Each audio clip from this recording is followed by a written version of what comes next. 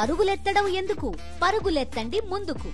పూర్తి వివరాలకు చదవండి రేపటి సాక్షి దినపత్రిక.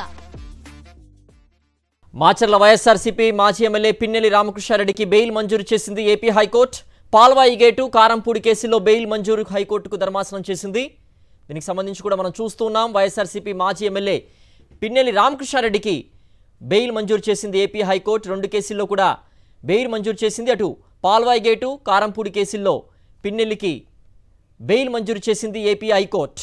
మరింత సమాచారం మా ప్రతినిధి అశోక్ అందిస్తారు. అశోక్, పిన్నెల్లికి హైకోర్టు బెయిల్ మంజూరుకు సంబంధించి పూర్తి అప్డేట్స్ ఏంటి?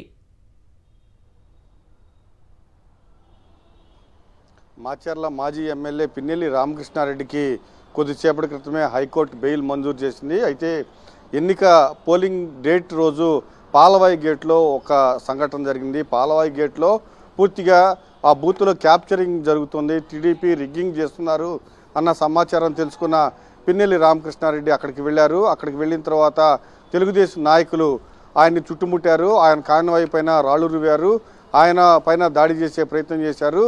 ఆ కేసులో దానికి సంబంధించి శేషగిరిరావు అనే ఒక వ్యక్తి తన పైన దాడి చేశారంటూ పిన్నెల్లి రామకృష్ణారెడ్డి పైన ఒక ఫిర్యాదు ఇవ్వడం జరిగింది. అది కేసు నమోదు చేశారు పోలీసులు. దాంతోపాటుగా పోలింగ్ తర్వాత రోజు ఏదైతే పోలింగ్ రోజు పక్కనే కారంపూడి మండలానికి పక్కనే ఉన్న పోతురాజు గడ్డ అనే ఒక విలేజ్ ఉంది.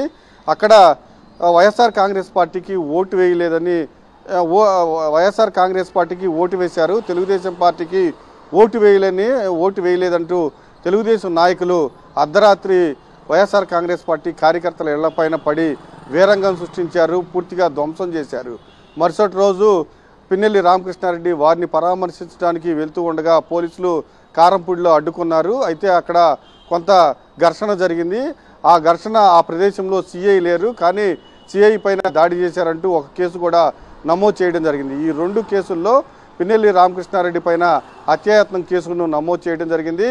దాదాపు 2 నెలల నుంచి నెల్లూరు జైల్లో పిన్నెల్లి రామకృష్ణారెడ్డి ఉంటూ ఉన్నారు. ఈరోజు హైకోర్టు ఆ కేసుల్లో 2 కేసుల్లో బెయిల్ మంజూరు చేసింది.